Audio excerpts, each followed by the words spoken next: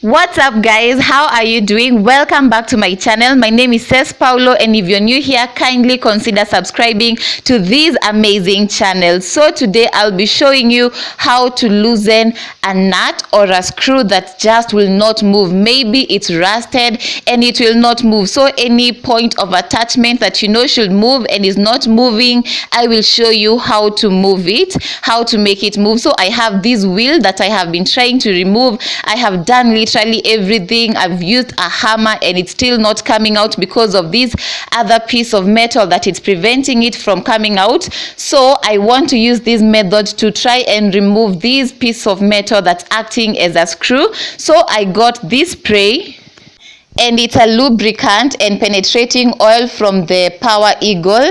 Yes, so that's what I'll be using, and this one is 120 ml, and I got it for 350 shillings. There is also a big one for 550 shillings, but this one is going to be more than enough. So we are going to use this spray and spray it directly here. But of course, first of all, I have wiped this part to remove any dust and dirt, but now we are going to come and spray it on every part that I see is movable. You're supposed to shake well before use and then spray directly onto objects to be treated, and then you're going to leave it for a few minutes and then come and remove your piece, then wipe off with a cloth, and it's as easy as that. So even 10 minutes, like I sprayed and left it on for 10 minutes, and when I came back after 10 minutes it was moving, and as you saw before, it was not moving. So this spray, they say that it stops quicks, like maybe those parts that when you're moving they make a very bad sound. You can use this one to make that ugly sound from coming out. It also cleans and protects. It increases lubrication, loosens rusted parts, drives out moisture, and free sticky mechanisms. So those are the functions of this spray, and I am glad that I discovered it because I struggled so much, and just by using this I was able to make my work very easy.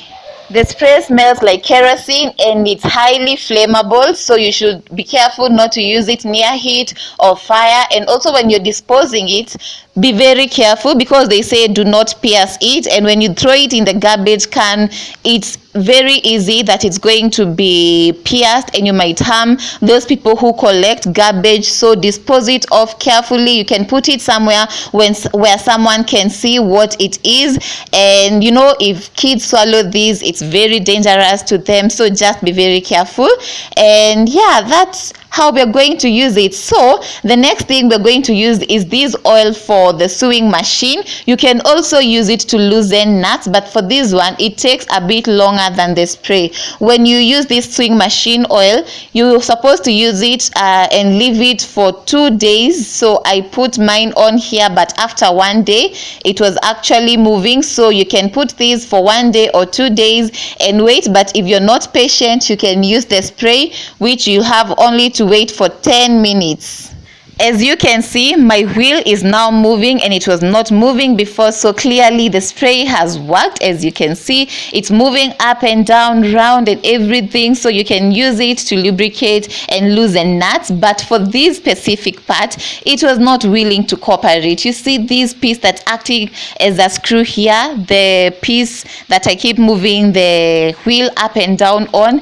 I tried everything to remove it, to loosen it, but it was too tight. I could not do it. I tried using a hammer.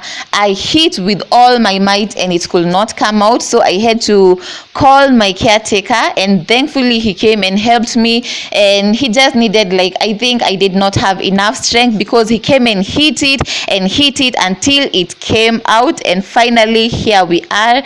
The wheel is out of this piece, and that is all I needed to do to get the wheel out of the way, because I need to do 2 projects with this. The wheel is one project, and this other part is going to act as support to another DIY that I'm working on.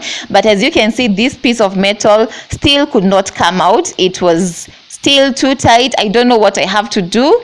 Maybe I have to cut it at the chomelea or the jua kalis.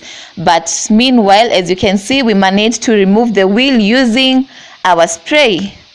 If you're enjoying this video and you have learned something new, kindly give it a big thumbs up, like, share and comment, and don't forget to subscribe to this channel so that you can get to see many other DIYs. So as you can see, after 2 days, after 1 day of using the lubricating, the machine oil, here we are now. The screw is moving using a screwdriver, but I really struggled using a screwdriver and I saw that I would take forever to remove this, so I decided to come in with a ring spanner just to make the work easier. So a ring spanner is going to make it very easy, but also a screwdriver will give you the same result. I hope you guys are learning something, okay?